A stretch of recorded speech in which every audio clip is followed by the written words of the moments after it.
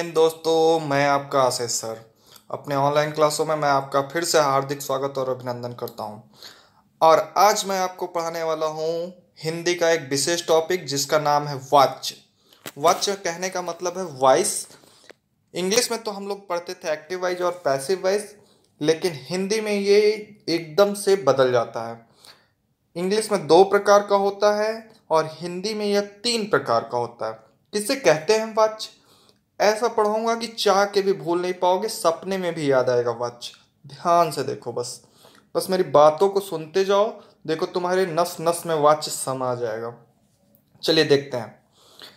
कर्ता, कर्म अथवा भाव के अनुसार क्रिया के लिंग, वचन तथा पुरुष का होना वाच्य कहलाता है। समझ में नहीं आया होगा, लेकिन आपको समझ में आएगा। इतना अच्छा आएगा कि आप कहेंगे सर भूल नहीं रहा है। चलिए देखते हैं, फिर से देख लीजिए एक बार। कर्ता, कर्म अथवा भाव के अनुसार क्रिया के लिंग, वचन तथा पुरुष का होना ही क्या कहलाता है? वाच्य।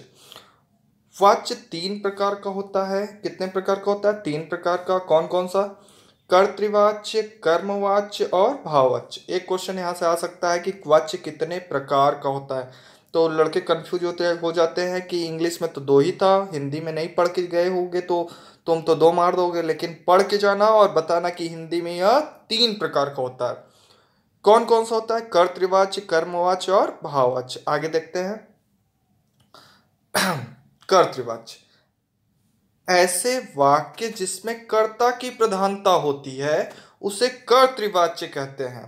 कर्तृ में देखिए कर्ता, वाच्य आ नहीं रहा है, कर्तृवाच्य। ऐसे वाक्य जिसमें कर्ता की प्रधानता होती है उसे हम लोग कहते हैं कर्तृवाच्य।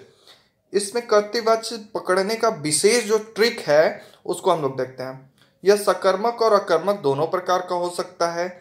इसमें क्रिया कर्ता के अनुसार लिखी जाती है, यही इसका मेन पॉइंट है। 50 बार इस लाइन को पढ़ लीजिएगा। इसमें क्रिया कर्ता के अनुसार प्रयुक्त होती है। एग्जाम्पल से समझाते हैं आपको। मोहन गाना गाता है। मोहन गाना गाता है, मोहन गाना गाता है। तो मोहन क्या है? पुल्लिंग है, तो इसकी क्रिया जो है वो भी पुल्लिंग में है। गीता हिंदी पढ़ती है। देखिए गीता स्त्रीलिंग, तो ये पढ़ना भी क्या है? स्त्रीलिंग है ना।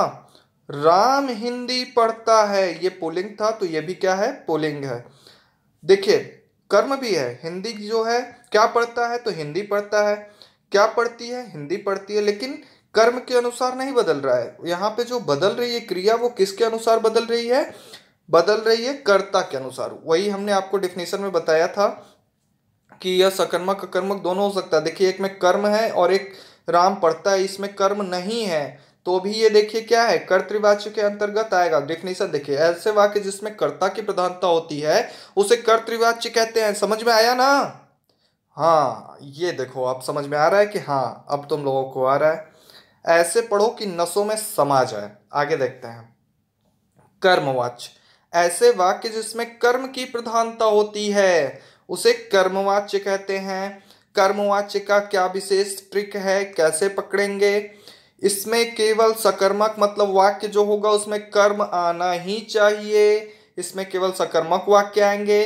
क्रिया कर्म के अनुसार होगी। अगर कर्म स्त्रीलिंग है तो क्रिया स्त्रीलिंग होगी, और कर्म अगर पुल्लिंग है तो आपका क्रिया जो होगा वो पुल्लिंग में होगा।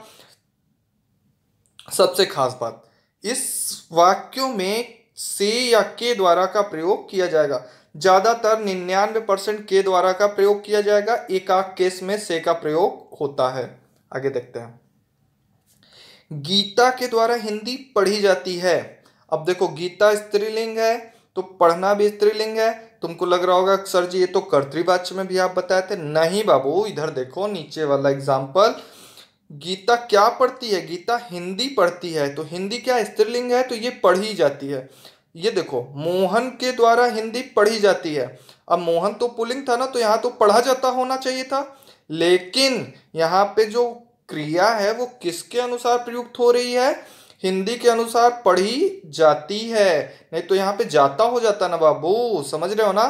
तो इसी तरह से मोहन के द्वारा गीत गाया जाता है, राधा के द्वारा गीत गाई जाती है। समझ में आया ना। गीता के द्वारा फल तोड़ा जाता है। फल पुल्लिंग है इसलिए तोड़ा, तोड़ी नहीं, तोड़ा जाता है।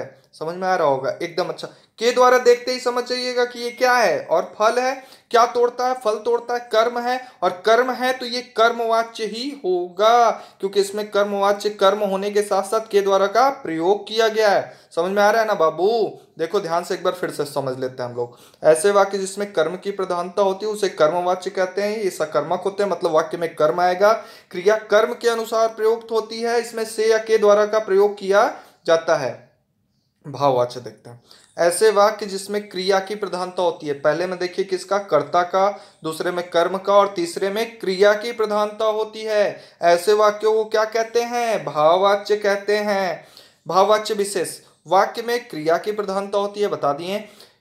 दो या दो से अधिक क्रियाएं भी आ सकती हैं। ये केवल अकर्मक होगी, कर्म नहीं आएगा बाबू। पहला वाला देखो सकर्मक कर्मक दोनों था, दूसरा वाला सकर्मक और तीसरा वाला अकर्मक। इसमें से या के द्वारा का प्रयोग किया जाएगा, लेकिन कैसे किया जाएगा? हम असमर्थता के भाव में किया जाएगा, ये हम आपको बताएंगे। सर जी सकर्मक से या के द्वारा का प्रयोग होगा तो सकर्मक हो जाएगा, सकर्मक हो जाएगा तो सर जी कर्मवाच्य होने लगेगा। नहीं बाबू, देखो इसमें कर्म ही नहीं आएगा, और कर्म नहीं आएगा तो वो कर्मवाच्य हो ही नहीं सकता है। ठीक है ना? अभी दिखाते हैं आप लोगों को। अचानक किसी कार्य का होना भी भाववाच्य होता है। जैसे पेड़ गिर गया, राधा फिसल गई, दूध उबल गया। ऐसा अचानक से किसी चीज का हो जाना भी क्या होता है? भूकंप का आ जाना। तो ऐसे किसी कार्य का होना भी क्या होता है? भाववाच्य होता है। असमर्थता, यही मेन लाइन है इसकी, असमर्थता का भाव आएगा। तो उसी से हम लोग पकड़ लेंगे। जैसे देखते हैं, सोनी से चला नहीं जाता है, तो सोनी से चला नहीं जाता, असमर्थ है सोनी। देखियो से का प्रयोग भी किया गया है। सोनी से चला नहीं जाता है, राहुल से लिखा नहीं जाता है, उससे बोला नहीं जाता है, सब असमर्थ हैं। दूध उबल गया, अचानक से उबल गया। पेड़ अचानक से गिर गया, खंबा लटक गया अचानक से। तो ऐसे सभी भाव जो होंगे वो भाववाच्य के अंतर्गत आएंगे। बाबू एकदम कुछ नहीं था इस चैप्टर में, और आप लोगों को मैंने जितना अच्छे से बताया है उस अच्छे तरीके से आप यूज करिए इस बात कॉन्सेप्ट को, और अपने क्वेश्चन को सॉल्व करिए, आसानी से हो जाएगा। आशा करते हैं आपको अच्छे से समझ में आया होगा। तो वीडियो देखिएगा तो लाइक कर दीजिएगा और अपने 10 दोस्तों को शेयर कर दीजिएगा। धन्यवाद दोस्तों।